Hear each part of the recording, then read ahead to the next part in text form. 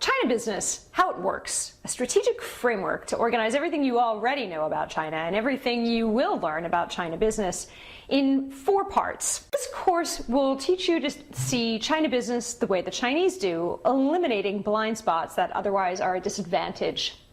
You'll see what's essentially invisible to most Americans, even those with China experience, that is to say, the goals, the processes, and the deep logic that drives 4 things different than the drivers of the United States economy. First, economic growth, planning, and markets.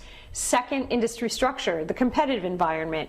Third, banking, credit, capital, the way money is lent and managed. 4, workplace and consumer behavior. In China business, how it works, you'll dramatically improve your ability to think and talk about China strategically, to ask the smart and eye-level questions, to manage your own expectations and those of all of your colleagues, employees, and employers in a China business process. This first part of the China Business How It Works class is the course on growth, or China's industrial policy machine. Although China's economy has many market features, it is driven by a planning process. Because America, unlike many OECD nations, does not have an industrial policy process, Americans tend to be blind to the effects of industrial policy, don't understand how it really works. The things we know about China's industrial policy machine are important, though. They will help us to predict what's happening, what might happen next, and to talk with greater authority about it with your colleagues and your staff. I'm Janet Carmosky, and I've worked with U.S.-China business since 1985. It's 2013, and many business people have China experience. I teach people who want to operate at a higher level, people who want the clarity, the authority, and the insights that it took me 3 decades to develop. I studied Chinese history, literature, and language back in the early 80s, before Deng Xiaoping added the terms "with market characteristics" to the description of China as a socialist economy.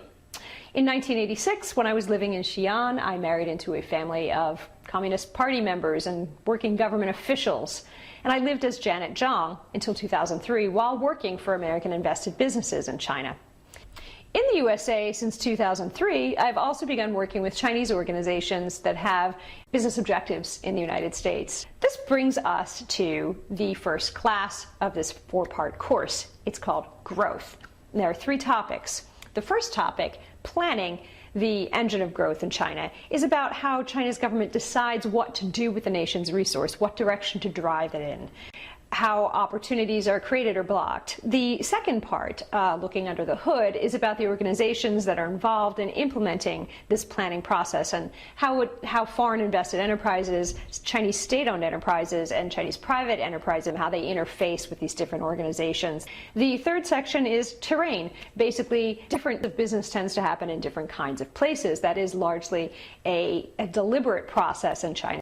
After we cover these 3 topics, we have discussion about 2 giants of U.S.-China business. One, an American multinational that went into China very early and remains quite successful there.